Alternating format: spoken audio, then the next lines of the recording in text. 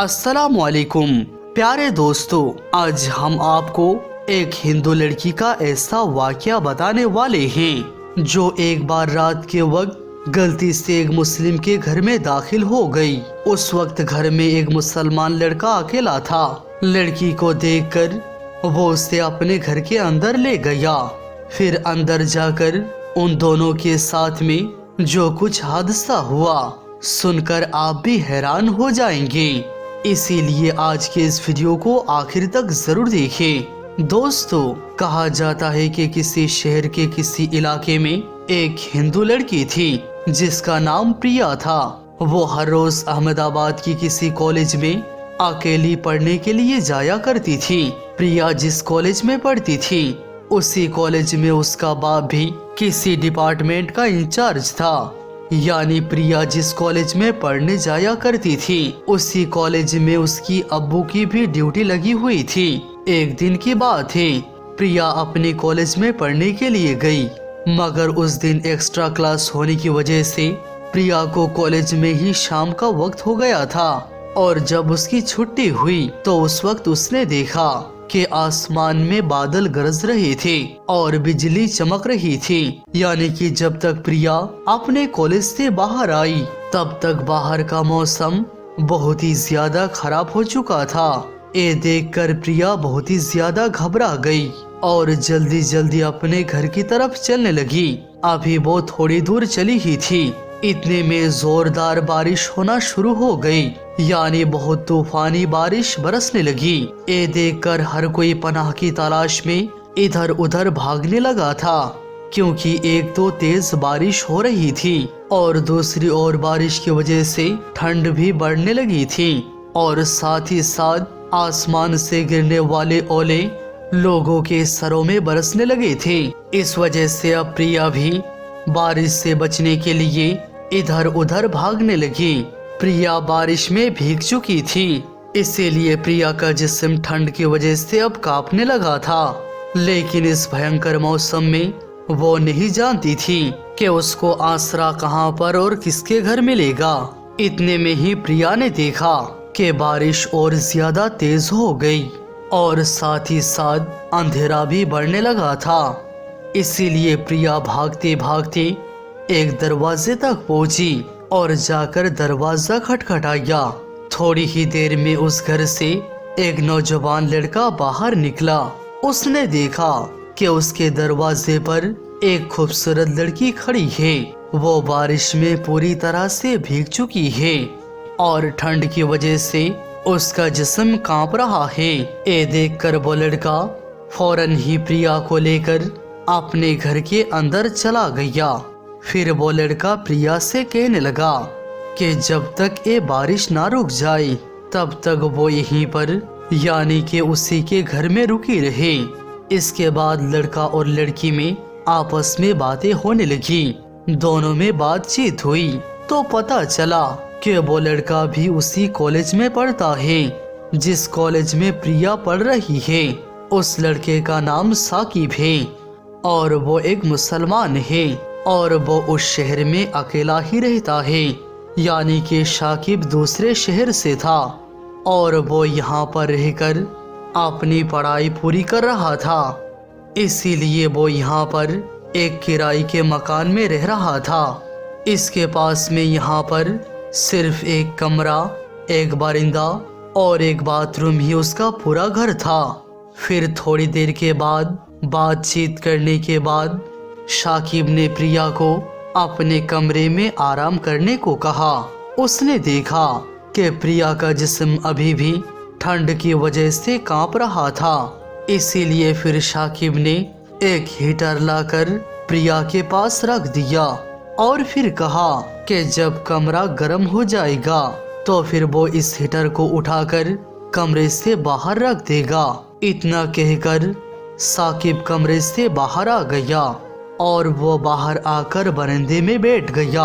इसके बाद प्रिया थोड़ी देर तक तो बिस्तर पर बैठकर कांपती रही, मगर जब कमरा थोड़ा गर्म हुआ तो फिर प्रिया थकान की वजह से बिस्तर पर लेट गई। यानी कि वो वहीं पर सो गई। उसको नींद आ गई। थोड़ी देर के बाद साकिब ने सोचा कि शायद कमरा गर्म हो चुका होगा, इसीलिए वो उस हीटर को उठाकर बाहर ले आएगा। बस यही सोचकर शाकिब उस कमरे के अंदर चला गया जिसमें प्रिया सो रही थी। शाकिब जैसे ही हीटर लेने के लिए कमरे के अंदर दाखिल हुआ तो उसने देखा कि वो लड़की गहरी नींद में सो रही है। प्रिया सोती हुई शाकिब को बहुत सुंदर लगी, बहुत खूबसूरत लगी। उसको ऐसा लगा कि कोई जन्नत से परी आकर उसके घर में सो रही हो। ये देखकर शाकिब ने जल्दी से हीटर उठाया और फौरन ही घर से बाहर निकल गया और बाहर आकर बरामदे में बैठ गया। यानी कि शैतान अब शाकिब को बहकाने लगा था, अपनी चाल चलने लगा। और यही नहीं, अब शैतान शाकिब के दिमाग में उस लड़की को बहुत खूबसूरत बनाकर दिखाने लगा था।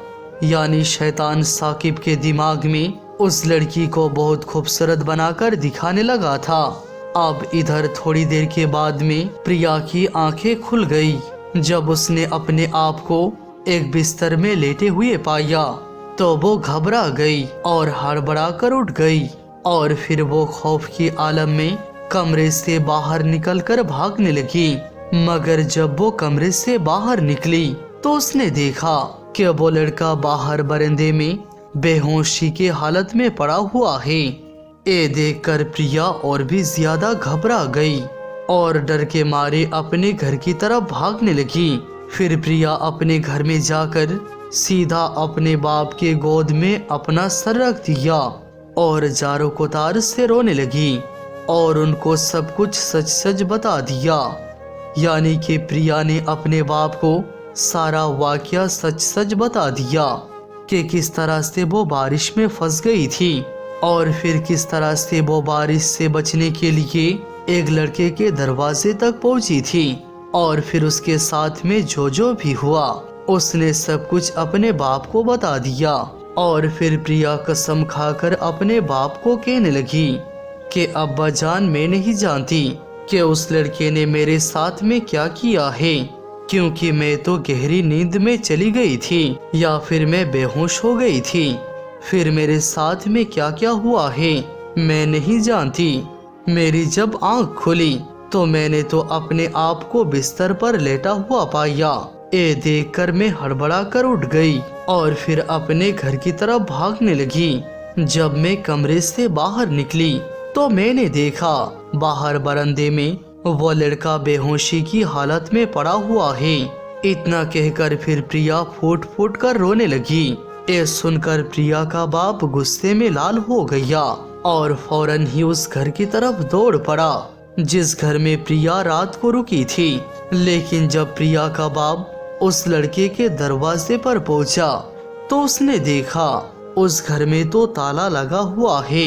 ये देखकर प्रिया का बाप और भी ज्यादा घबरा गया और फिर उस लड़के की तलाश करने लगा। इसके बाद में प्रिया के बाप को कॉलेज से कॉल आती है। फिर वो सीधा अपने कॉलेज में पहुंच जाता है और जाकर के उसने सारे एब्सेंट लड़कों की लिस्ट निकाल ली और देखने लगा कि कल कौन कौन लड़का एब्सेंट था, क्योंकि प्रिया ने उसके बाप को पहले ही बता दिया था कि ये लड़का उसी कॉलेज का है जिस कॉलेज में वो खुद पढ़ती है। तो प्रिया का बाप रजिस्टर में देखने लगा कि कल कौन कौन एब्सेंट था।